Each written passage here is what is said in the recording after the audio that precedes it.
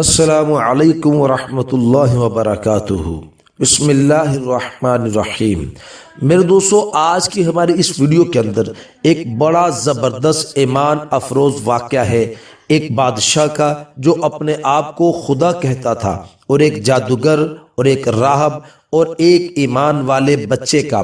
یہ میرے دوستو ایک ایسا زبردست ایمان افروز واقعہ ہے کہ جو ہمارے ایمان کو جھنجھوڑ کر رکھ دے گا۔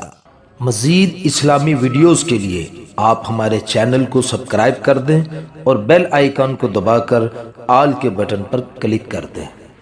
میرے دوستو، مسند احمد میں ایک روایت ہے کہ رسول اللہ صلی اللہ علیہ وسلم فرماتے ہیں کہ گزشتہ زمانے میں ایک بادشاہ تھا، اس کے یہاں جادوگر تھا۔ جب جادوگر بوڑھا ہوا تو اس نے بادشاہ سے کہا، آپ مجھے کوئی بچہ سونپ دیں تاکہ میں اس کو جادو سکھا دوں۔ چنانچہ ایک ذہین لڑکے کو وہ تعلیم دینے لگا۔ لڑکا اس کے پاس جاتا تو راستہ میں ایک راہب کا گھر پڑتا تھا، جہاں وہ عبادت میں اور کبھی واعظ میں مشغول ہوتا۔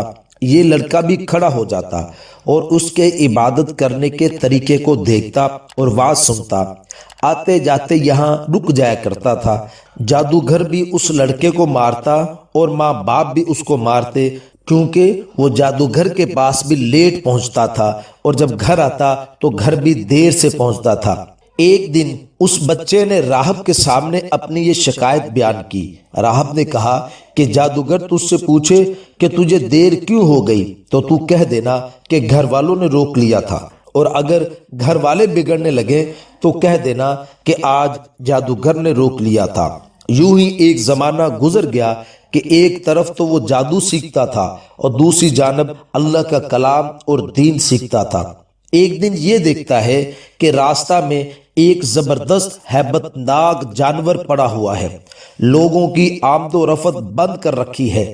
ادھر والے ادھر نہیں آ سکتے اور ادھر والے ادھر نہیں جا سکتے، اور سب لوگ ادھر ادھر حیران و پریشان کھڑے ہیں۔ اس نے اپنے دل میں سوچا کہ آج موقع ہے کہ میں امتحان کر لوں کہ راہب کا دین خدا کو پسند ہے یا جادوگر کا دین خدا کو زیادہ پسند ہے۔ اس نے ایک پتھر اٹھایا اور یہ کہہ کر اس پر پتھر پھینک دیا کہ خدایا، اگر تیرے راہب کا دین اور اس کی تعلیم جادوگر کے امر سے زیادہ محبوب ہے تو تو اس جانور کو اس پتھر سے ہلاک کر دے تاکہ لوگوں کو اس بلا سے نجات ملے۔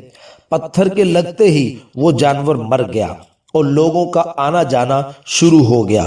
پھر جا کر راہب کو خبر دی تو اس نے کہا، پیارے بچے، تو مجھ سے افضل ہے، اب خدا کی طرف سے تیری آزمائش ہوگی۔ اگر ایسا ہو تو کسی کو میری خبر نہ کرنا۔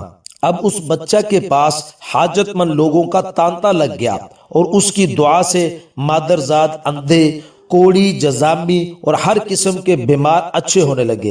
بادشاہ کے ایک نابینا وزیر کے کان میں بھی یہ آواز پڑی۔ وہ بڑے تحفے تحائف لے کر حاضر ہوا اور کہنے لگا کہ اگر تو مجھے شفا دے دے تو یہ سب میں تجھے دے دوں گا۔ اس نے کہا کہ شفا میرے ہاتھ میں نہیں، میں کسی کو شفا نہیں دے سکتا۔ شفا دینے والا تو اللہ وحدہ لا شریک لہ ہے۔ اگر تو اس پر ایمان لانے کا وعدہ کرے تو میں اس سے دعا کروں۔ اس نے اقرار کیا۔ بچے نے اس کے لیے دعا کی، اللہ تعالیٰ نے اسے شفا دے دی۔ وہ بادشاہ کے دربار میں آیا اور جس طرح عمدہ ہونے سے پہلے کام کرتا تھا کرنے لگا، اور آنکھیں بالکل روشن تھیں۔ بادشاہ نے تعجب میں آ کر پوچھا کہ تجھے آنکھیں کس نے دی؟ اس نے کہا، میرے رب نے۔ بادشاہ نے کہا، ہاں یعنی میں نے؟ وزیر نے کہا، نہیں، میرا رب اور تیرا رب اللہ ہے۔ بادشاہ نے کہا، اچھا تو کیا میرے سوا تیرا کوئی اور رب بھی ہے؟ وزیر نے کہا، ہاں میرا اور تیرا رب اللہ عز و جل ہے۔ اب بس بادشاہ نے پھر اسے مارنا پیٹنا شروع کر دیا اور طرح طرح کی تکلیفیں اور ایذائیں پہنچانے لگا اور پوچھنے لگا کہ تجھے یہ تعلیم کس نے دی؟ آخر اس نے بتا دیا کہ اس بچہ کے ہاتھ پر میں نے اسلام قبول کیا۔ اس نے اسے بلوایا، اب تو تم جادو میں خوب کامل ہو گئے ہو کہ اندھوں کو دیکھتا اور بیماروں کو تندرست کرنے لگ گئے ہو۔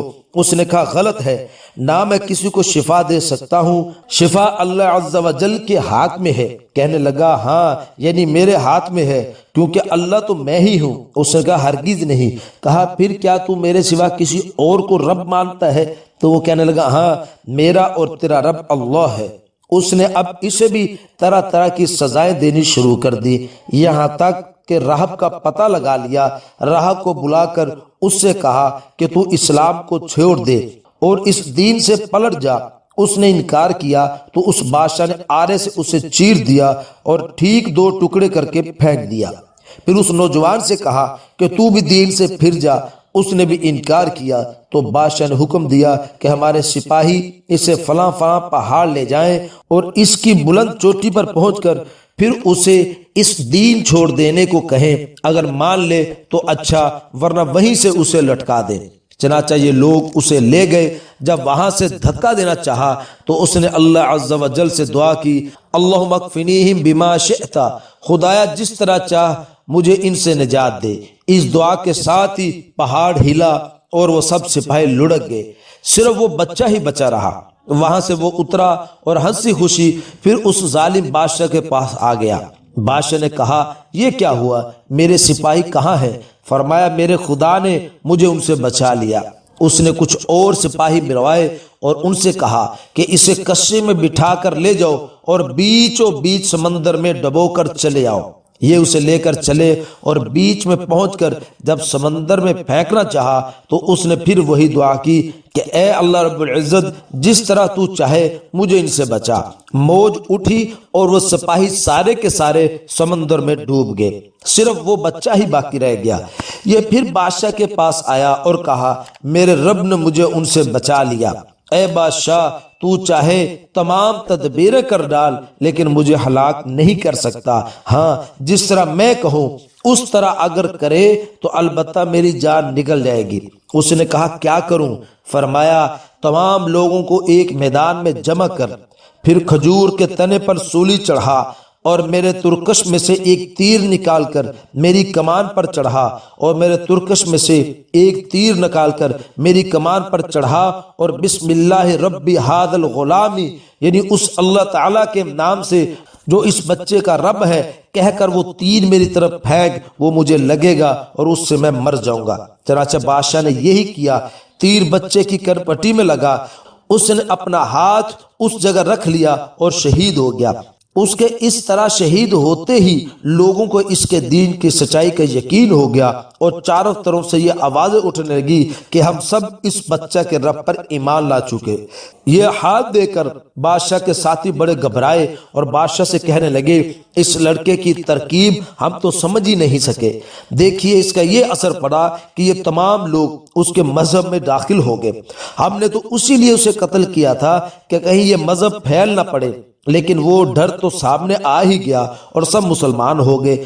بادشاہ نے کہا کہ اچھا یہ کرو کہ تمام محلوں اور راستوں میں خندقیں کھدواؤ اور ان میں لکڑیاں بھرو اور ان میں آگ لگا دو، جو اس دین سے پھر جائے اسے چھوڑ دو اور جو نہ مانے اسے اس آگ میں ڈال دو۔ ان مسلمانوں نے صبر اور سہار کے ساتھ آگ میں جلنا منظور کر لیا اور اس میں کود کود کر گرنے لگے، البتہ ایک عورت جس کی گود میں دودھ پیتا چھوٹا سا بچہ تھا وہ ذرا ہچکچائی تو اس بچے کو خدا تعالیٰ نے بولنے کی طاقت دی۔ اس نے کہا اماں کیا کر رہی ہو، تم تو حق پر ہو، صبر کرو اور اس میں کود پڑو۔ یہ حدیث مسند احمد میں بھی ہے اور صحیح مسلم کے آخر میں بھی ہے اور نسائی میں بھی قدر اختصار کے ساتھ ہے۔ میرے دوستو حضرت عمر بن خطاب رضی اللہ تعالیٰ عنہ کی خلافت کے زمانہ میں اس بچہ کو اس کی قبر سے نکالا گیا تھا، اس کی انگلی اسی طرح کی کن پٹی پر رکھی ہوئی تھی جس طرح بوقت شہادت تھی۔ میرے دوستو اللہ پاک ہمیں صحیح یقین نصیب فرمائے۔ مزید اسلامی ویڈیوز کے لیے آپ ہمارے چینل کو سبسکرائب کر دیں اور بیل آئیکن کو دبا کر آل کے بٹن پر کلک کر دیں۔